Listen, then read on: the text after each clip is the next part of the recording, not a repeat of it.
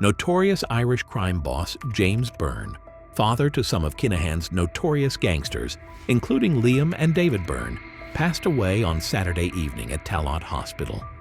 He was 77 years old when he finally succumbed to his long illness. His passing was said to be a time to reflect for a family as tainted by crime as it was. James Byrne, known as Jaws, was born in early 1940s in the city of Dublin, Ireland. Dublin at the time he spent there experienced deep social and economic changes. The earliest years of his life were determined by the straightforward hard realities of post-war Dublin. His family resided in one of the laboring class quarters, where there was much economic suffering and little chance. The socio-economic condition of the surrounding environment impacted his early life. Dublin during the 1950s and 1960s was a city experiencing deep transformation. Most families were either unemployed or had hardly earned their livelihood.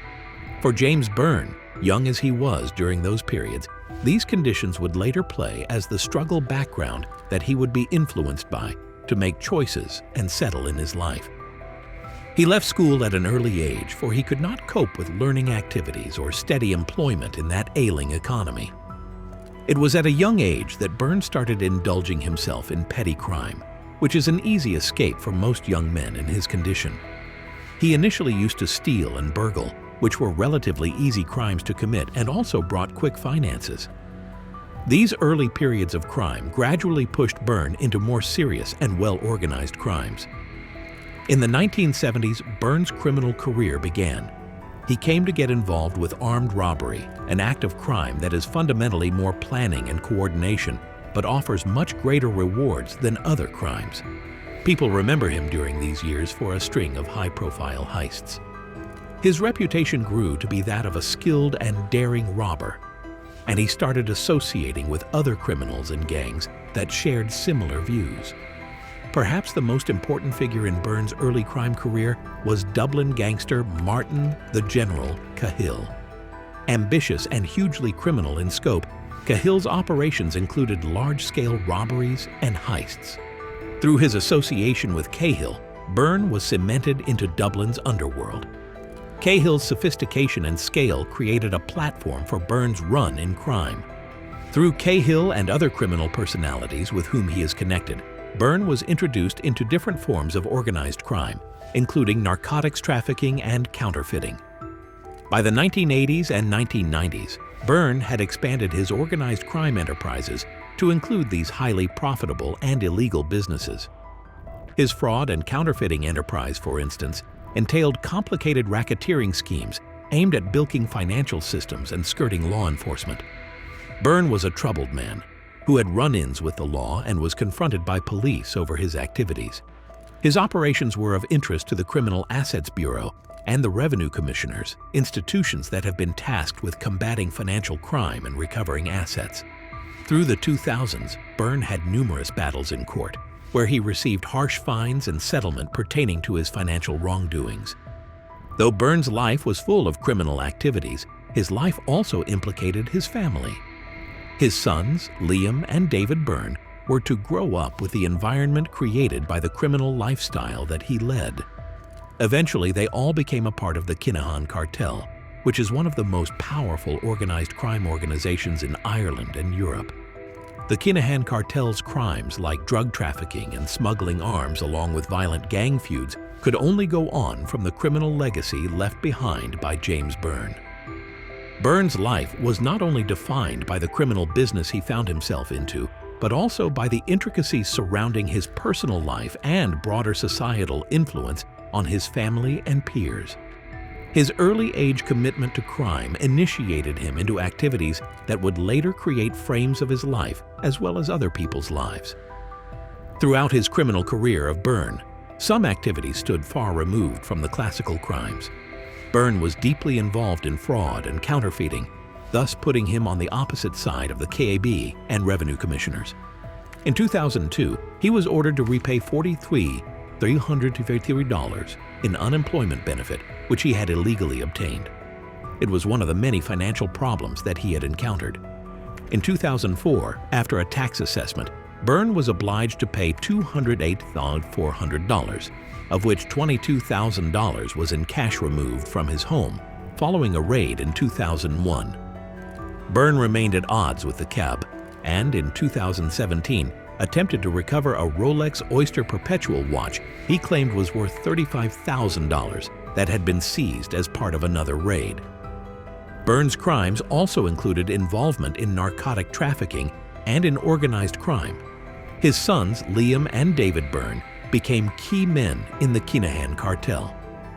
David Byrne, murdered during the Regency Hotel attack by the rival Hutch gang in February 2016, took international media attention to a whole new level of hooliganism. The attack was part of a much greater gangland feud that has left far-reaching outcomes for Dublin's criminal landscape. Year after year, James and his wife Sadie went to the murder spot of David to place flowers as a tribute to their dead son, showing that the victim's life was indeed not easy to forget. The family's criminal ties were not limited to Ireland. Presently, Liam Byrne is a matter of serious charges against him in the UK for accusations that he is involved with organized crime activities. One counts conspiracy to possess firearms and ammunition, and another conspiracy to pervert the course of justice. This indictment is part of a much greater investigation into organized crime networks connected to the Kinahan Cartel. James Byrne's nephew, Liam Rowe, who passed away from cancer last month, was another blow to the family. Rowe, a known associate of the Kinahan Cartel, was also involved in criminal activities, further complicating the Byrne family's already tumultuous existence. His death was a significant personal loss for James and Sadie Byrne, adding to the ongoing challenges the family faced. The impact of James Byrne's death on his widow, Sadie, has been profound. Sadie, 75, has been navigating the difficult period following her husband's passing, receiving support from friends, family, and well-wishers. The couple's home in Raleigh Square has been a focal point for condolences, reflecting the community's response to their loss. Despite the family's criminal background, the grief and support they have received highlight the personal side of their lives amidst the criminal controversies. The funeral arrangements for James Byrne reflect the importance of his life and the deep sense of loss felt by his family and community. According to the death notice, James Byrne, affectionately known as Jemmy, will be reposing at his home on Monday from 6 p.m.